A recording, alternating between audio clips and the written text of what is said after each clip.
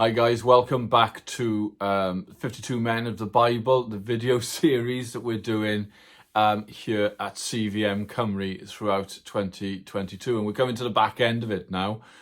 We are on week 45, and this week we're looking at a rich young man who comes to Jesus. Now in the 52 Men of the Bible, this character is called the rich yuppie. Here in Wales, we might talk about the guy who's minted. He is incredibly rich. He's got the whole world at his feet, but there is something he can teach us. So grab your Bibles, turn to Mark chapter 10 and read verses 17 to 22, and then we'll come back in a second and have a look at some of the things this young guy can teach us.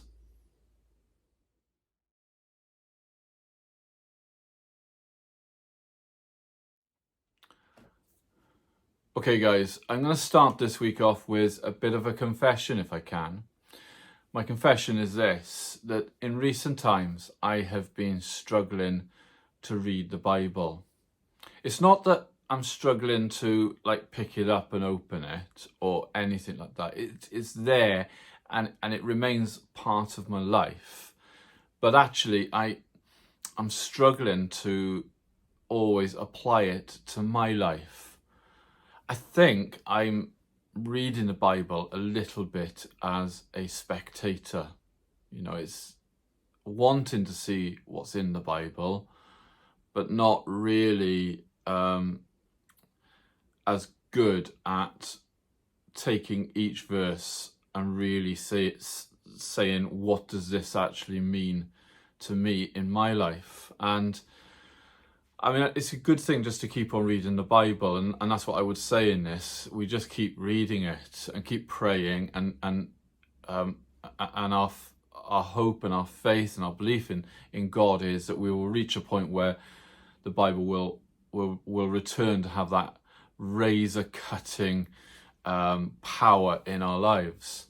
But it's there, and I wanted to just to say that because there may be somebody listening to this morning who's in that same position. And we come to this guy, this rich guy, this minted guy. And to be fair, and I'm just being honest, me and my wife, my family, we're not minted. We do live by faith, and God always provides. So that's not in any way like a woe is me, but it's just a reality. And so I look at this guy who comes to Jesus. He's got the whole world at his feet, and I wonder what that has to say to me. But it still does have something to say to me, and it has something to say to you. So let's just see this story again. So rich young man comes to Jesus.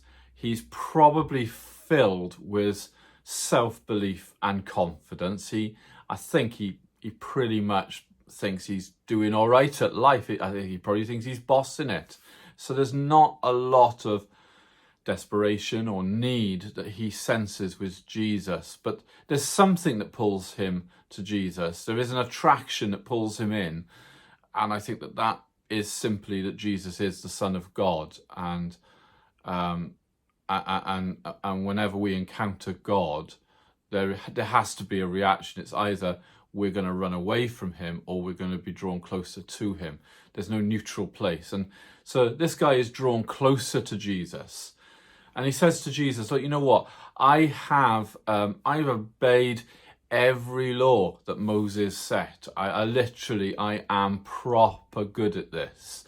I've never killed anyone. I've never coveted anything. I've never, he's probably saying he's never lied or whatever, but it's literally he picks this apart, and Jesus looks at him and he doesn't particularly pull that apart. I think Jesus in some ways is quite gracious here, and I think the Bible verses that you just read will actually confirm that Jesus quite liked this guy. But there was a big thing going on in his heart, which was was incompatible with kingdom living. And that was that his security, that his confidence, that his self-belief was all in the fact that he was really successful and properly rich. So Jesus says to him, you are amazing, you're great, you've done a fantastic job. Now go and give everything that you have to the poor and come and follow me. Why does Jesus say that? Because he knows that's the one thing this young man can't do. It's the one thing that he pits as far more important in his life than God himself. And that, I think, is what we can learn from this.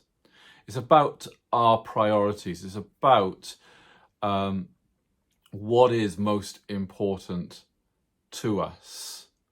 Literally, can you lay down anything that God asks you to lay down? So if you've got 50 quid in your bank account and that's all you've got, but somebody else needs it more than you, and God would say to you, can you give that money to them? Would you give it willingly, or would you not be able to do it? If you're watching this and you're in some form of ministry, what if God said to you, lay that ministry down? Could you do that? Or has that become what your confidence is and what you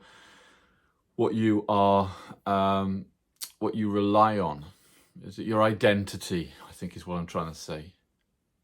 You see, the thing is that whatever we give away, God always gives us more back. If we trust him, he will always give us more back. I remember when I was a young Christian with a great pastor down in Cardiff. He once said to me, the thing about Christianity or following Jesus is it works best when you give it away.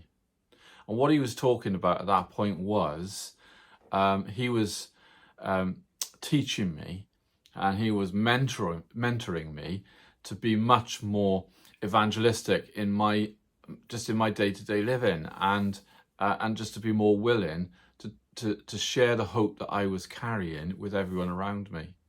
And he literally said to me, the more you give your faith away, the more faith you will have. But if you hold on to it and if you hide it, then it will never multiply.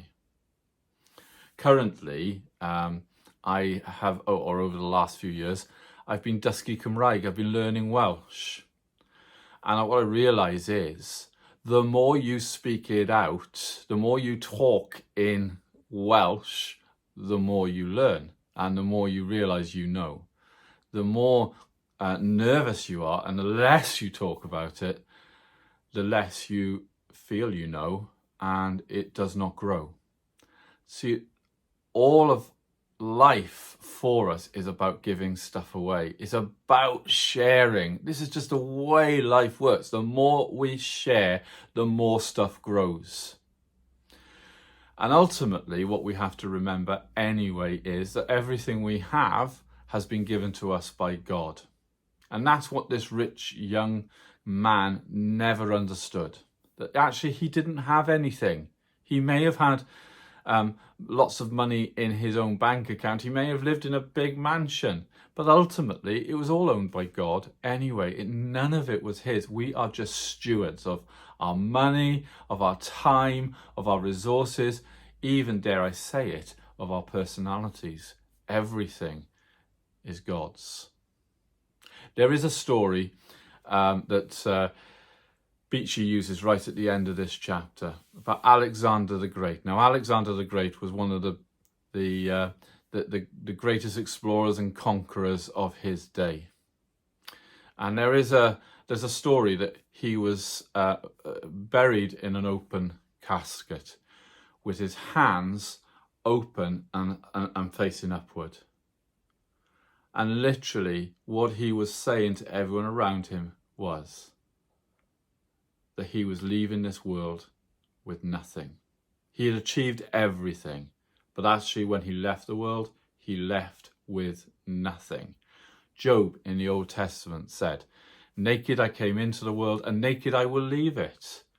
We can't take anything with us, but we can use everything that God gives us right now for his glory and for the benefit of everyone around us. In the days that we're living in right now, this could be a massive game changer.